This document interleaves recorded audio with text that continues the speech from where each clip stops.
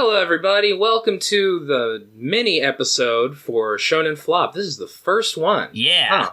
Hell yeah. And this one's super exciting today. I've got David and... Oh, nobody else. Just us today. You got your good old-fashioned floppers in here. Well, I guess you're the floppers. Whatever. We're Vintage Flop. Back to our first two episodes where we... No guests. All manga. Yeah, no fat. We're cutting out all the extra bits. We're just getting right down to the meat and potatoes of why you listen and what you get out of this episode. Yeah. What you get out of this podcast. Yeah. And so, Jordan, what are we talking... What manga are we talking about today?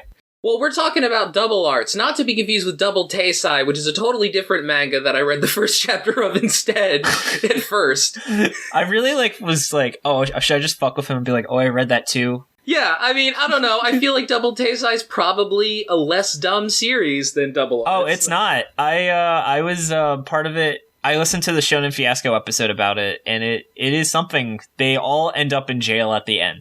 Oh, that owns. Yeah. I mean, don't get me wrong. Double Taisai seemed dumb. It was very confusing, but it might not be as dumb as Double Arts. Okay, so let's go over what exactly these episodes are for. There's an old saying in music where, you spend your whole life writing your first album and then your second album takes a year. Yeah. It's sort of like this. A lot of people, they put a lot of effort into that first issue because that first issue is what gets them in the door. And then sometimes the process of writing manga takes its toll on you, or whatever. For whatever reason, the quality changes after the first issue. Yeah, we also found out in our Blood Oath episode, Steven said sometimes they just completely scrap the second and third chapters and just start over. Yeah, that's very true. Our Blood Oath would have been interesting to do this because we would have had no clue what that series was about based on the first issue. Oh god, yeah. We really got bamboozled by it. But speaking of which... Today, we're not covering our Blood Oath, we're covering Double Arts. So, David, let's talk a little bit about what Double Arts is about. So, Double Arts is about a terrible disease called... I don't know how to pronounce it, and we're making these, by the way, before Tucker can really step in. Well, I do know how to pronounce it, but let me hear how you pronounce it, David. Quadriceptive. Close. Try again. Do you mean Troy again? I mean toi. Is it? Oh, yeah. It's so French. It's toi. It's French. No, it definitely is because, double, there's two, and then trois is French for three. The basic premise of the manga is that there is a horribly deadly disease called coronavirus, trois, that has infected pretty much the whole world, and the only people who can help are these people, they're like nuns called sisters. They've just got, the healing touch, where they're people that have, a really high resistance to trois, but not complete immunity. So really what they're doing is they kind of suck up the disease from sick people, and since they have such a high resistance, they can tank more of the illness. Yes. But they still are slowly dying from it, too. Man, as usual, a woman's job is to take other people's suffering onto themselves. Yeah, I noticed how, this series, I guess I'll just say now, this series reminds me a lot of Guardian of the Witch, where it's women have to do the hard work, they have to sacrifice, but ultimately men are the real heroes. And it was literally, the main, male character, Kiri, he is immune to the disease, just 100%. And so the other main character, Elrain, who is, one of these sister nuns, she has gotten to the point where she is now actively dying from the disease. And what happens is you get a seizure that makes you disappear, snapped. It was so dumb. Oh my god, it was so stupid. I was like, oh, this is really cool. Dying from a seizure is a realistic thing a disease could do. And they're like, oh, actually it turns you into, nothing and you just disappear. And I'm like, wow, okay, great. It literally makes you transparent. It would be less dumb if it made you disappear. It makes you, the opacity on your body slowly goes down to zero, and you disappear. I know the reason they wanted to do it is because they wanted to do that thing in DBZ where Cell just drains everybody out of their clothes, so you just have, this whole ghost town filled with clothing. But it's so dumb, because you're right, a seizure is, a very real thing, And so it's just, the problem with the seizure is it doesn't kill you like a seizure does, it makes you disappear. Yeah, and it's reversible, so you can start being transparent, and then you come back. But would you say, though, that really, instead of transparency, what it changes is your trois-parency? You wrote that when you thought it was pronounced Troy, didn't you? No, I actually just came up with it on the spot. Okay, that's fine. But you're like, all right, I'll curve that one. All right, yeah. Yeah, I don't want to beat you up too bad. Oh, you'll save that for the main. Oh, yeah, I'm going to come after you with gloves off. Oh, harder, daddy. Oh yeah, but like speaking of the issues with gender, something I would like to point out is that the series twice says this is the story of a young boy. No, it fucking isn't. It's the story of a young boy and a young girl. We haven't gotten to it yet, but the main premise of this manga is that Elrain and Kiri have to keep holding hands, or else Elrain will immediately die. Yeah, so she starts dying, but him touching her prevents, like, the disease from killing her. And they talk to, like, their voice in the box, like, they call, like, the nun association. She's like, yeah, you guys just gotta hold hands forever, even when you're, like, taking a shit. Like, she just explicitly says that. Yeah. And she's like, that's not a big deal, right, guys? Yeah, like, what the fuck? Well, I mean, in her defense, the alternative, and what everybody assumed, was that, oh, Elrain's just gonna die. So, I mean, I guess if the alternative is you die immediately, I get it, but it's just like, that's a big fucking deal, lady. Yeah, I love how, like, I don't know if it was the translation or whatever, but she seems like such, like, a shitbag. And, like, she's like one of those, like, assholes who knows they're an asshole, and how she told them, like, oh yeah, you're gonna die if you guys stop holding hands, so just sucks to be you guys. Oh, she is a manager. She is, like, she acts just like a boss, I feel like, you know? And I love how her name is Marfa, so... Yeah. Oh yeah, like fucking No, not DBZ. Fucking Batman and Superman. Batman vs. Superman. I posted in the chat, and I was like, Marfa, why did you say that name? I, by the way, have not seen that movie. I just know that line because of how stupid it was. Oh, me neither. I just have no desire to watch that movie, so I haven't. Are you gonna watch the Snyder Cut? Fuck no. I might watch it with other people. Yeah, so Martha says that, but here's the thing. Martha doesn't just say it once, Dave. Yeah. The first thing we see in the manga is Martha saying, you have to hold hands forever, or else you'll die. And then that exact scene, those exact panels, those exact frames, happen later in the manga. I mean, listen, when you got a weekly deadline, you gotta cut corners. And speaking of, I have never seen a series so blatantly not have backgrounds before.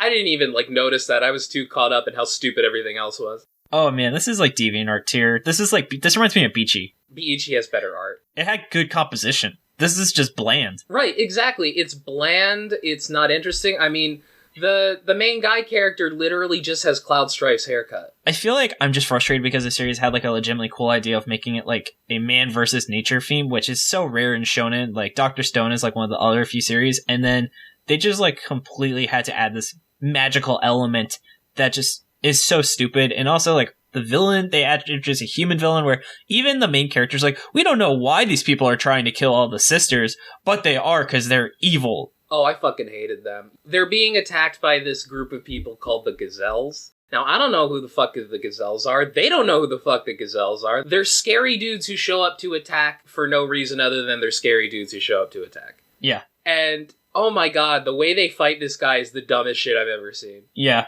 It's just, there really was not a lot I enjoyed about this first issue. Looking at my anime list, though, people seem to quite enjoy it. So apparently it's listed as a comedy. So I hope it picks up after this. I mean, I don't think this guy would be able to make it good if it was an action, is the thing. Yeah. Based on what I've seen here. Because the fight they have with the Gazelle guy is so fucking stupid. Like, you have these two kids who can't let go of each other. And except for all the times that they do during that fight. You're right, except for all the times that they do, but then immediately, I guess, touch again before she convulses so much she disappears like a ghost. Yeah. They beat him because it's like, oh, since we're holding hands, he's definitely gonna go for our hands because he'll see that as a weak spot. But if we just do this thing where we let go for a second and then go around him and touch hands, it's no big deal. And like, dude, yeah, that's like the first most obvious thing you could possibly do. Right? Yeah, like, I'm supposed to think this assassin guy is scary when he gets tricked and fucked over that easily by a couple kids just doing a basic, like, bait and switch. Are you kidding me? Yeah, it's also like they hit him like twice. Like, he gets punched, like, yeah, I guess he got hit in the kidney, but like, this is a professional fighter. He should not have gone down as easy as he did. Especially, these are like 14-year-old kids. How hard is someone who's on the verge of death being able to punch someone anyway? Because it's not like she wasn't already extremely sick. Like, you know, in most manga when this happens, there's a part where they're like, oh, hey, the guy is actually super strong. No, they say that. They say he is completely average besides the fact that he's immune to the disease. And that's so dumb because, like, you can't say somebody is average and then just have them do completely non-average things, you know? Right. It's just, this series was really, really dumb. It was very silly. Like, I am not looking forward to reading the rest, but these are sacrifices we make for Shonen Flop. Okay, dear listener, we suffer for our art. We do this for you. Just like all the greats. Absolutely. But David, like, was there anything in here that, like, you thought was good? Yeah, I mean, I still think having disease as the villain is still inherently interesting, and maybe they won't actually blue ball us out of, like, partnership fights, because remember, so far we've yet to read a series that really has that idea and then does something interesting with it. So I am going to giving that the benefit of doubt. Like, an element that I hope they introduce, because I feel like they played on it just enough that maybe the author is conscious, is how they can kind of translate this hand-holding into, like, a sort of combat dancing. And so that could be a really interesting aesthetic inspiration. And maybe as they evolve their ability to fight, they learn different dance styles that translates into different ways of fighting. I do see what you mean. I mean, one of the most dynamic panels in the whole chapter is when they let go to jump to the other side of the assassin guy and then their hands clap together. I think that, like, that is at least one of the most visually interesting things to happen, the way that, like, the hands are foreshortened. But the art in general is so lame that I don't know how dancing or action would be shown in any way that's, like, super interesting anyway, you know? Yeah. I'm just trying to find positives, because, yeah, this is a pretty weak first chapter. Yeah. And it'll be interesting as we do these, because it'll give us more context, because I think I just kind of blur everything together to really say what series did and didn't have a good first chapter. Yeah. And I will say, like, in terms of characters, I don't hate the characters. Their biggest issue is just not having much to do, I think. Kiri seems like a decent guy. L is basically just like, that's okay. I was expected to die when I was 20 anyway, so I can just die, because basically I'm the girl here, and it's alright if they just fucking seize up and die and leave you alone. Right? This dude, yeah, this series, I imagine in our main episode we will have many, many parallels to Guardian of the Witch, because we can already see them. Absolutely. Kiri at least seems a lot more laid back than the guy in Guardian of the Witch. He, like, immediately grabs her and pulls her close, and I actually like his expression when he does it. Like, it's kind of like, what are you, crazy? I don't want you to fucking die. Are you nuts? Yeah. He definitely respects her a lot more than the main character of Guardian of the Witch. He respects her, I think, a lot more than the author does. Yeah. I can't really think of anything else. That's kind of the issue. They're just, even from the first chapter, I could see why this manga was canceled. Yeah. Because there just isn't that much to it. I mean, they're trying to do this weird... Let's talk about the setting a bit. Like, sure. Where do you think this is? So one thing that really bothered me, actually, was they say the disease has killed 1 billion people. How could, like, human society still function if there's a disease that aggressively killing people? Yeah, well, I mean, I would like to see if it is functioning. We got nothing of the outside world except for the fact that there's like a church, you know? Yeah, that's true. What is it with all these anime, like, Fire Force does it too, where it's just like, oh yeah, the big science capital of, that's handling all these diseases and stuff, it's the church. I mean, wasn't there a lot of scientific development in, like, the medieval period through the church? I suppose you're right. So it's not like there isn't based on real history. You know what, you're right. And I totally, especially because this manga is definitely drawing a parallel to the Black Plague, you know? Yeah.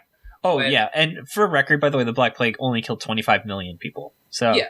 The fact that this killed over 1 billion people is just, wow. It's weird because it says that, like, the disease showed up and it was killing a bunch of people, but thankfully the sisters showed up and the sisters were able to halt the disease progress, which makes absolutely no sense to me because the way that the sisters work is they aren't cured. Like, L is somebody who is going to die from the Twa. But the problem is, what they basically do is they remove some of the quote-unquote poison from your body by touching you, and through doing that, it allows you to basically just live a little bit longer. But that's not like curing it. That's not really halting it. What that is it's like AZT dealing with AIDS in the 90s, you know? Like, I actually thought there was a big AIDS parallel where it's like, oh, you can't touch people, and oh, it's this deadly disease that's just going to kill people. So I was curious, because I'm really not sure how strong the AIDS epidemic was in Japan, but that was the first disease I thought of as a parallel to what they're doing in this series. I mean, I'm sure that AIDS ran rampant in Japan, just like it ran rampant, like, all over the place. But yeah, you're right. Like, I mean, honestly, we watched Tokyo Godfathers, like, a week or two ago. That was the first time I've seen anybody even mention AIDS in anime at all. Mm-hmm. There's like one brief moment where that happened. But oh man, I just remembered a thought I had that also got me pretty disappointed. Like, something? They're fighting this assassin guy. It would be really useful if one of them had the ability to render their enemy, like, sick and unable to fight pretty quickly, wouldn't it? Yeah. It's a shame neither of them literally possess that as a main point of the entire manga or something. Oh, God. It's just like, seriously, like, Elle's whole thing is that, like, if you touch her without her glove on or something, like, she's like rogue. Like, she could kill you if you touch her and you get sick. And it seems to happen very quickly, because when Kiri touches her, she's able to immediately notice that, oh, this disease isn't killing him yet. Which implies that, like, she should or could be able to use that as a weapon. And then you could start, like, talking about how that's, like, she must have, like, moral issues with that and stuff. And she might have to wrestle with those ideas of, like, getting people sick in order to save herself so that she can cure that sickness, you know? Yeah, I totally get it, but one problem is also just, like, the implication of, like, a kid series where literally the main character's main attack is inflicting an extremely horrendous disease to their villains. I mean, look, man, if you're scared to do it, don't make a manga like this, you know? Well, yeah, this series was really not designed at all for this target audience, and it's just, because you know that they can't really talk about, like, the harder things about having an infectious disease like this. I mean, I don't know, though. I'm so confused over what is and isn't allowed in anime and manga anymore, because there's some extremely dark shit in, like... That's true. In anime, especially in Shonen Jump. And the other thing is, if you're not gonna do that, then give me a reason. I wouldn't be opposed to her just having internal thought dialogue where she's like, oh, I could touch him and make him sick, but I can't bring myself to do that with human beings. But she doesn't. Yeah. It just seems obvious. And also, if you're not gonna explore that dark stuff, then you gotta have other things in there that make me interested for other reasons. Right? There's just nothing about this series. Like, if I was to have read this recreationally, I would definitely have not read this after this chapter. So what do you think is going to happen in the rest of the manga? So my guess is it's literally going to be like Guardian of the Witch, where they're like, all right, well, now we gotta take you to the main city so you can get research, because they hint at that saying, oh, we have the tools to really look at why he's immune, but not here. And so I assume it's going to be like a trip, and they're going to have to go, and they're going to make friends, and blah, blah, blah, and have to avoid the assassins, and there'll be a bunch of situations, and then there'll probably be some forced ecchi scenes. My main question is that, like, when they get there, because I know in the last chapter they're going to show up, and there's going to be a time skip, and everything's going to be okay. Oh, yeah. But, like, it seems like with Martha being creepy the way she is... By the way, they don't even draw Martha or anything. All you do when you hear Martha, you're looking at the receiver of an old-timey phone. Which, by the way, they have phones in this universe, which is strange, because it seems otherwise very medieval. Yeah. It's like Guardian of the Witch again. Yeah, exactly. Oh, yeah, they had, like, holograms in fucking Guardian of the Witch. Yeah, they had, like, video recorders and shit. And they had hover jets or robots or something. That was such a not great series. My immediate thought is, oh, well, Martha is going to betray them somehow. Or the Vatican stand-in is going to betray them. Like, they're going to use them for parts and stuff like that. Like, you know. I was just making a proto, like, 6-word summary as this is Guardian of the Witch. Fuck, that's really good. Damn it. Okay. I might use that. I'll cut that out for you if you want. But yeah, I feel like where this is going to go from here is pretty much similar to what you said. I think that they are going to try and get to the Vatican. I'm just saying Vatican because I don't think they give us another word. And yeah, I just think it's going to be boring and dumb. So yeah. The gazelles will attack them. We're going to find out why they're after them. It's probably going to be a stupid reason. Yeah, maybe. And Gazelle is such a dumb name for an evil organization. Gazelles don't even hunt people. Yeah, they're just known for running really fast. They're known for getting hunted. Yeah. That's what they do. Like, it really is a shitty thing to name your group of assassins. What if it's like, the head is like a talking gazelle? Then I would change my mind and it's actually a great name for the assassins, but you have to tell me that. Otherwise, I'll just think it's dumb. Yeah, imagine if this first chapter was like a huge fake out and then it just like really picks up. I hope so. I really hope so. But my experience with manga leads me to believe that this might be the best chapter of the manga. Yeah. Well, Bone Collection was good for the first 3 chapters, if I recall. It was decent for the first 3 chapters. It was definitely better than it became. Yeah. But with that, I think that we've kind of gotten everything out of the way that we need to say. Yeah, that sounds good to me. I'm happy to wrap things up. And then I just want to say, listeners, so this is us really trying something brand new. We would love your feedback. We have some other ideas we think we'd want to implement, but here's like a good chance to really just be able to do some ideas that we otherwise aren't able to fit into the main episode. So if you have any feedback, you can tweet at us at Shonen Flopcast or email us at shonenflop@gmail.com. And we also want to say, as always, appreciate it if you can like, share, and subscribe our episodes, or even join our Discord server where you can find a link to that in our link tree in our bio. Moving forward, we would like to have a Q&A aspect of these mini episodes, these mini flops. So absolutely, as David said, just send in your questions and we'll try and answer them. Yeah, heck yeah, buddy. Give us something to do when we have manga that just has fucking nothing. QA would be fun, so all for it. Thanks for listening. Keep on flopping, you mini floppers. Heck yeah.